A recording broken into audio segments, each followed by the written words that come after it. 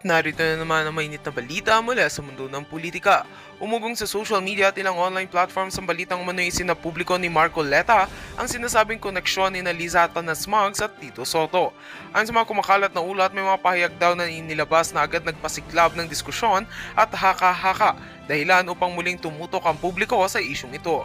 Batay sa mga hindi pa beripikadong impormasyon, sinasabing may mga dokumento at detalye na umano'y isinumite na sa mga otoridad bilang bahagi ng sinasabing ebidensya. Gayunman, nilinaw ng ilang source na wala pang opisyal na kumpirmasyon kung ano ang eksaktong nilalaman ng mga ito at kung may formal na kasong isinampa kaugnay ng naturang aligasyon. Samantala, nananatiling tikom ang bibig ng mga kampo ni Liza Atanas-Maggs at Tito Sotto. Ayon sa mga malalapit sa kanila, mas pinipiling hintayin ang tamang proseso at opisyal na pahayag ng mga kinauukulan bago magbigay ng anumang reaksyon. Ipinapaalala rin ng mga legal analyst na mahalagang igalang ang due process at iwasan ang paghusga batay lamang sa espekulasyon. Sa ngayon, patuloy ang pagmumonitor ng media sa umuunlad na balitang ito. Hinihikayat ang publiko na maging mapanuri at maghintay ng malinaw na anunsyo mula sa mga otoridad bago maniwala o magbahagi ng impormasyon. Mananatili kaming nakaabang para sa karagdagang detalye at opisyal na paglilinaw sa isyong ito.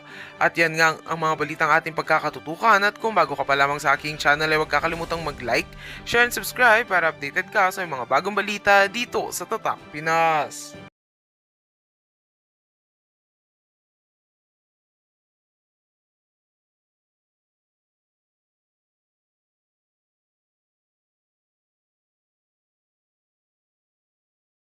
Sa buong bansa.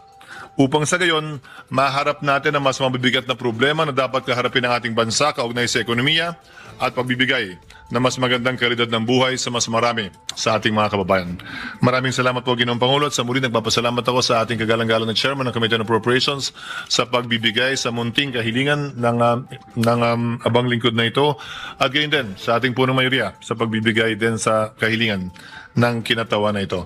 Di ba? Nung si Marcoleta ang humingi na isuspend yung rule, para tanungin niya si Boying, hindi po pinagbigyan si Marcoleta. Alam mo!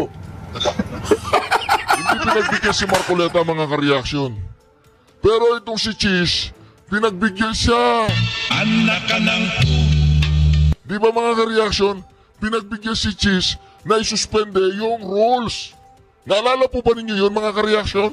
Si Marcoleta hindi pinagbigyan. At ngayon, nagpapasalamat, pinupuri, nagbibigay pugay itong si Cheese sa presidente niya. anak ka ng Ang nangyari kinabukasan, yung kaso niya sa COMELEC, automatic na dismiss. anak ka ng Kapag na-dismiss yung kaso niya sa COMELEC, automatic, hindi na siya kasama sa sasampahang kaso. anak ka ng Sino na lang? Si Villanueva na lang, tsaka sino? Si Jinggoy. Iniintay pa ni Bongbong Marcos na bumaliktad na itong si Jinggoy tsaka itong si Villanueva. Kayong dalawa, bumaliktad na. anak ka ng Di ba ito yung Senate President? Yung pro temp si Jinggoy? Yung majority floor leader si Villanueva? O, sumunod na kayo. anak ka ng Di ba, mga ka-reaction? Palagay ko nga totoo yung sinasabi nila sa tao na to. Alam mo, Palagay ko lang. Palagay ko lang, mga am I ka-reaction, that ha? stupid? English Pasensya na kayo, yan. kasi, Tagalog yan mga is ganon supporter ako ni Cheese, gagago. si Channel Nito, Abogado pasensya ako, na kayo. fiscal ako, Wala na, ganon ako hubaran na, gagago. ang Tama ninyo. kayo. Alam mo, Mr. Chair, tama Ano po mga si Mr. reaction? Duterte. Pinuri niya si Bongbong Marcos. Si Bongbong Marcos, sa kanya lahat pumupukol yung sinasabi ni Saldico. Hindi totoo yung sinasabi ni Saldico. Meron siya mga ebidensya eh. Sinabi niya eh. 100 billion insertion, hindi lang yun. Yung asawa ni Bongbong Marcos, siya yung mayawak ng kartel ng bigas, ng asukal, ng galunggong, ng kahit ano-ano pa dyan sa custom. Siya ang reyna ng custom di umano. Sabi ni Saldico, anak ka ng mga ka-reaction, kahapon ko pa gustong reaksyonan ito eh. Ayaw nilang reaksyonan, natatakot sila. Kasi baka sabihin nila, ay, sayang si Cheese, mawawala siya sa ano natin, sa grupo natin. Mawawala siya pag binanatan natin si Cheese. Sasabihin natin bumaliktad. Hindi bumaliktad si Cheese. alam mo, Si Cheese, hindi ko alam kung may yag balls o wala. May yag balls ka ba, sir? Sir, may bayag ka ba, sir? May bayag ka? Wala? Oh, okay kung wala. Namo. Meron daw. Anak ka ng Malayo ka kay Marcoleta, sir. Wala kang binatbat kay Marcoleta. Kaya naman, Cheese. Ekis ka na, Cheese, ekis. anak ka ng Mantagin mo, pinuri mo si Bongbong Marcos. Pinuri mo ang kapatid niya. Sinabihan na magpagamot. Pinuri mo pa rin si Bongbong Marcos. anak ka ng Destabilization lang yun. Destabilization lang daw po yan, mga karyasyo, kapatid niya. Bata pa kami, dumudurog na yan. Ngayon, hindi namin alam kung ano na nangyayari dyan, pautal-utal na. Iba na yung takbo ng isip niyan. Ano sabi ni Amy Marcos? Magpagamot ka na, ading, umuwi ka na. anak ka ng Mga kareaksyon, ito po ngayon ang si Stay. Itong si Cheese, nasa majority na yan. anak ka ng Nagbigay pugay na siya kay Bongbong Marcos eh. Nagbigay pugay na kay Bongbong Marcos yan.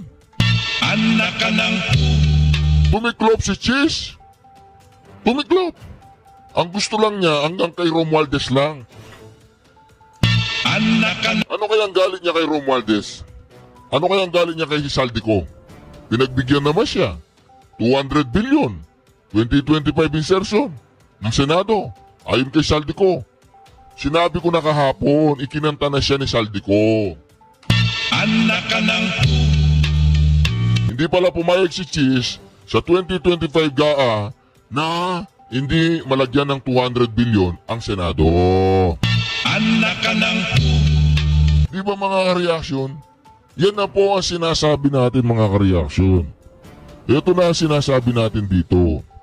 Si Cheese ay bumaligtad na. Pangalawa, hindi bumaligtad. Ano talaga yan? Pro Lisa Araneta yan. Ngayon, aba, nagbibigay pugay na siya kay Bongbong Marcos! anak ka ng Cheers! 2028 ha! Basta sa 2028, huwag mong alalaanin ha mga kareaksyon. Alam nyo nang gagawin nyo kay Cheese sa 2028. anak ka ng Diba alam nyo nang gagawin nyo kay Cheese sa 2028? Balita ko, gustong tumakbo ng ano yan eh, re-election. anak Puntahan po natin kay Marcos Jr. mga kareaksyon. Itong si Marcos Jr. meron pong binunyag na lumapit daw yung abogado. Lumapit daw po yung abogado ng ni Saldico para makipag-ayos. At sinabi daw ng abogado na itigil na yung pagpapakasira ng passport ni Saldico na naniniwala po kung mga kareaksyon, may ibang passport na si Saldico. May ibang passport na yan. Pero mga kareaksyon, ito nagsalita si Bongbong Marcos mismo, nagsalita. May ebidensya ka ba, Bongbong Marcos? Tignan po natin mga kareaksyon. Sino ang kapatid ng magnanakaw? Sinungaling. Sino ang kapatid ng sinungaling? Magnanakaw. Sino yung pamangkin nila? Mambubudol. Namo. anak ka ng Di ba mga kareaksyon? Blackmail na kung hindi Blackmail daw, blackmail. po kami ng abogado ni Saldico sa 8 congressman na may-ari ng mga construction company na may proyekto sa DPWH. Lastly, meron po akong ibabanggit sa inyo. Dinapitan po kami ng abogado ni Saldico at nagtatangkang mag-blackmail na kung hindi po namin kakanselihin daw ang passport niya, hindi na raw siya maglalabas ng video. I do not negotiate with criminals. Kahit maglabas ka na ng video ng lahat ng kasinungalingan mo na pag-destabilize sa gobyerno, gusto kong malaman mo, Saldi, makakansela pa rin ang passport mo. Hindi ka na makakatakas sa hustisya. Napaka-cheap mo, Bongbong Marcos. Parang away ng magkaklase. Hindi, sinabi niya sa akin sinabi niya hindi raw, bigyan ko lang daw siya ng ulam ng ganyan. Hindi ko na susumbong. Parang ganon. Bongbong Marcos, napaka-cheap mo naman. Sasabihin mo yon, wala ka bang Wala pa ka mga spokesperson na hindi manggagaling diretso sa'yo. Anong ebidensya mo? Pakita mo yung ebidensya mo. Walang wiretap, walang ebidensya, ganun lang. Kinausap lang kayo, ganun. Ganun pa ka. Alam mo, Bongbong Marcos, kailangan mo na siguro talaga magpa-rehabilitation. Mantakin mo, sinabi mo yan. Anak ka ng Mantakin mo, sinabi mo yan. Presidente ka? Ikaw ang magbe-breaking news na nilapitan ka ng kampo ni Saldico? Nabayaran ka. Namo. Nabayaran na magkaroon ng compromise agreement? O sige, wag nyo nang i-cancel yung passport ha. Basta wag na kayo maglabas ng video. Namo. Ganun ba yun mga kareaksyon? Ganun ba yun? Bongbong Marcos, presidente ka ng Pilipinas, hindi ka presidente ng TODA. Namo. anak ka Di ba mga kareaksyon? Grabe naman. Grabe naman yan, Bongbong Marcos. Grabe naman. If I can do it in 1 week, magre-resign ka? Yun. Yes. O sige, call ako. Call ako. So, Mr. President, we will meet. Parang ano yun. Call ako, sige, call ako. Ano, gusto mo? Sutukan tayo mamaya, call ako. Gusto mo, call ako. Ayos din tong si Cayetano magalit no. Naalala ko nung nagalit siya, nakaaway niya si Subiri. Alam niyo nung nag-away sila ni Subiri, napahawak ako bigla dun sa upuan ko. Sabi ko, huwag mong labanan si Subiri. Ako, tutumba ka dyan. Hindi, nakalaban ko na po kasi ng sparring si Subiri. Oh, black belter yan eh. Kaya lang itong si Cayetano, ibang belt ang hawak nito. Oh. Pero, ayos siya, nagigipagamunan na naman si Cayetano. If I can do it in 1 week, magre-resign ka? Yes. O sige, call ako. Call ako. So, Mr. President, we will meet tomorrow. And I will bring an IT expert. You bring the list of the 160 hospitals and all of this case rate. Okay? No, sir, hindi pwedeng tungo-tungo lang dito sa Senate. Seryoso tayong pinag-uusapan. Be here at 4 o'clock tomorrow? Can you be here at 4 o'clock tomorrow? PhilHealth, President? Yes, according to the PhilHealth president. Okay.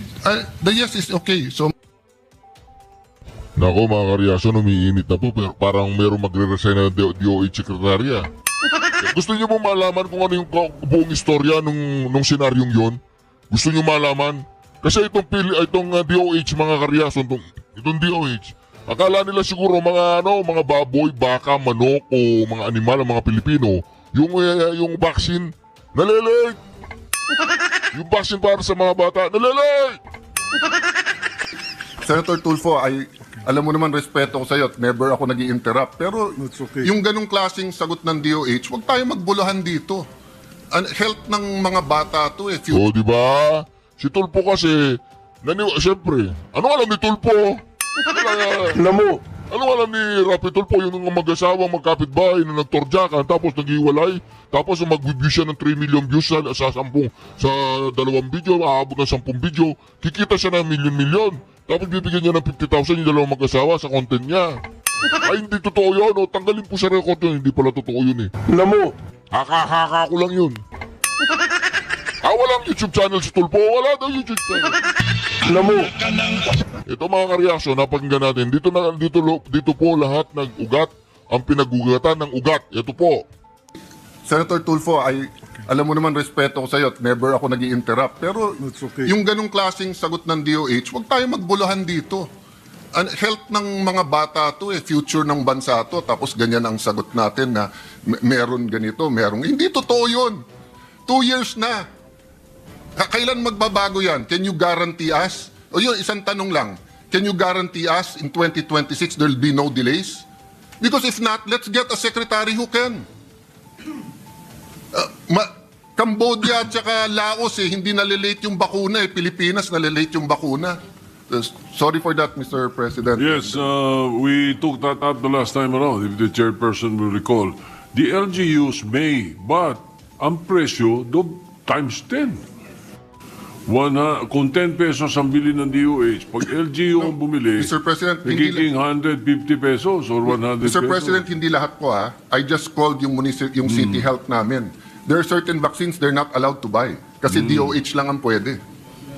Yeah, anyway, doon man sa pwede, mas mahal, kaya hindi Okay. sila pwede. Okay, Go ahead. can I give a quick response, no?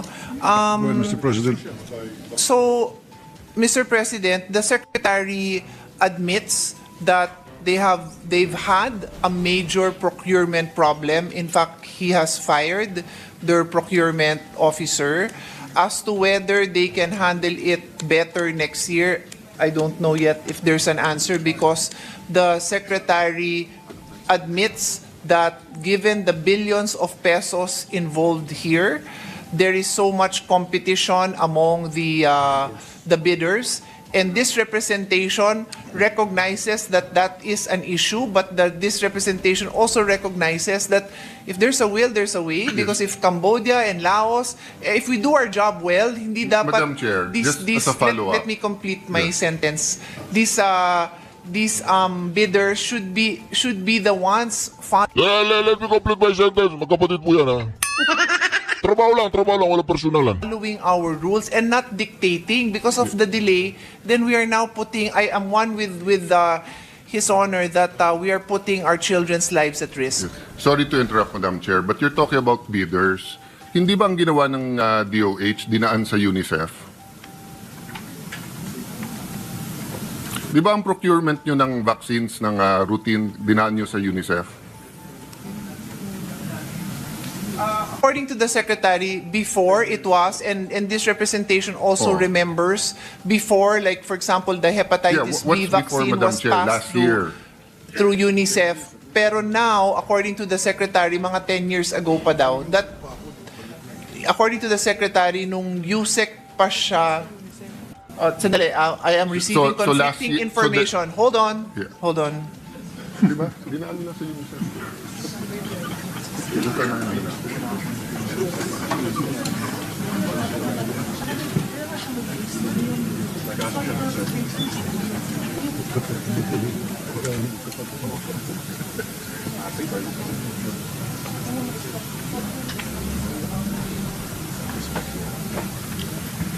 Yan yung pinail sa ombudsman, no? A release of 1.2 billion to UNICEF from February to July 2024. Ano yung matagal na at dati? At coincidence lang ba kasi tumatakbo yung secretary sa WHO? That's why I said, give me a minute to get a clear response.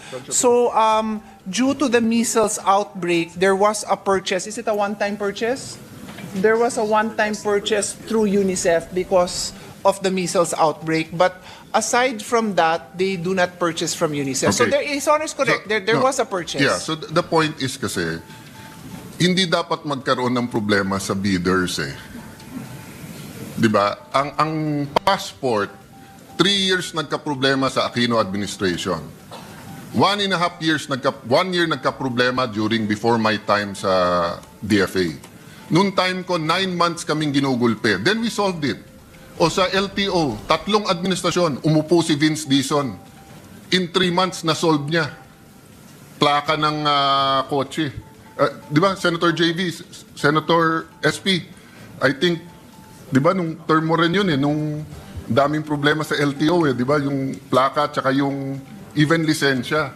Na-solve lahat Di ba? So, I mean, eto, immunization sa mga bata, you don't know how to slap people around. May mga siraulong bidder dyan, naloloko-lokohin yung bidder, di pakulong nyo. You cannot, sorry Senator Tulfo, usually ako malamig uno, ikaw mainit ulo, pero you cannot guarantee, I'm not talking to you, my dear ate, I'm talking to the DOH family and the secretary. Atin si Senator Tulfo sa podium. If the secretary cannot guarantee us that in next year there'll be no delays, of course, yung delays that are not foreseen, di ba? Kung may bagyo or nagsara ang mga port at hindi ma-deliver. But yung delays that happened the last 2 years, he has no business being secretary. Imagine, Mr. President, nandito tayo ngayon, 7 p.m., nakikinig tayo, nakailan beses na ang DOH. Hindi nyo magagaranti na bakuna lang, hindi on time. 30% of our kids are endangered of stunting. ilan sa kanila ang in danger dahil nga sa kahirapan dito sa mga sakit na i-prevent ng bakuna. Ang dami natin pinag-uusapan dito, budget nyo, ang laki-laki. Tapos, yung on time lang yung bakuna, o ibigay nyo lang sa Senate. Yung pera, kami na magbibid. Kami na magdi-deliver. Sorry, Senator Tulfo, but thank you for this intervention. But I think it's unacceptable that we do not have a hard answer here that hindi madidelay ang mga bakuna. We're not talking about all kinds of medicines and competing. Ang pinag-uusapan pa lang natin yung routine na bakuna plus sa senior citizen na yung flu. Yung flu lang, hindi natin ma-solve yun. To be fair, past administration, November din. Kung yun ay ginawa ni Secretary, at least may isa siya na hindi nagawa ng ibang administrasyon. Pero wala eh. Imbis na November 1, nandito na. November 26 na, wala pa rin. Kasi tayo, komportable tayo. Nagkasakit tayo, may St. Luke's, may Asian, may Makati Med. Pero paano naman yung mga kababayan natin na may nanay na 80 years old na napakahirap, pagka nag-flu tapos nagka-pneumonia, mamamatay na lang. Hindi natin bibigyan ng bakuna? No, it's just unacceptable, Mr. President. We understand the frustration, Mr. President. Just to put on record, because the Senate President asked a very similar, well, identical question about the vaccines, no? The response that we got from DOH is precisely because of the procurement problems, and this is referring to the flu vaccine. The procurement problems, the problems with the bidders, the vaccine, which was due to come sometime March, April, kung madelay man sana May, will be arriving December. So what they did was the December vaccine is now has that formulation for the next year's variants of viruses that are normally, well, that are predicted to happen next year. But I hope Senator Alan heard that because that response was for him. Thank you, Mr. President. Senator Thank Tulfo, you. you have the floor again. Thank you, Madam Sponsor. Thank you, Mr. President. Sabi po ng DOH kanina, logistic ang problema, kaya nagkakaroon po ng worth millions and billions ng mga medicine na expire and about to expire. Ginamit po yung reason na logistic problem. Ano po yung proposed solution ng DOH tungkol dito? Madam Sponsor, Mr. President.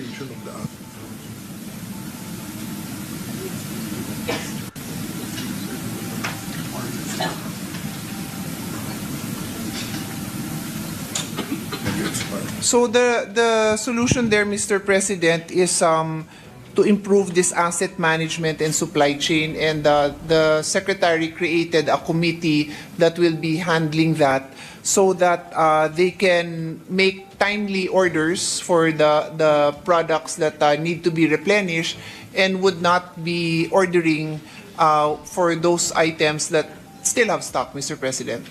Thank you, Madam Sponsor, Mr. President. Baka hindi naman po yung logistic problem ang problema talaga. Baka ito yung incapable small-time fly-by-night na mga nanalo ng mga supply contract, Mr. President. Nabanggit nga kanina Senator Cayetano, Senator Alan Cayetano, na late na dumarating yung mga medisina. And it's been happening for so many years, Mr. President, time and time again, year after year. Ba't di natin mapatigil-tigil na yan? Bakit hindi tayo naghanap ng sistema ng once and for all? Mabigyan na po yung solusyon na yon na sinasabing logistic problem at kaya nag-expire ang mga medicines worth by the billions. So, Mr. President, according to the Secretary, it's not that recent, no? A few years ago, because Yes, a few years ago. based on that ruling, the DBM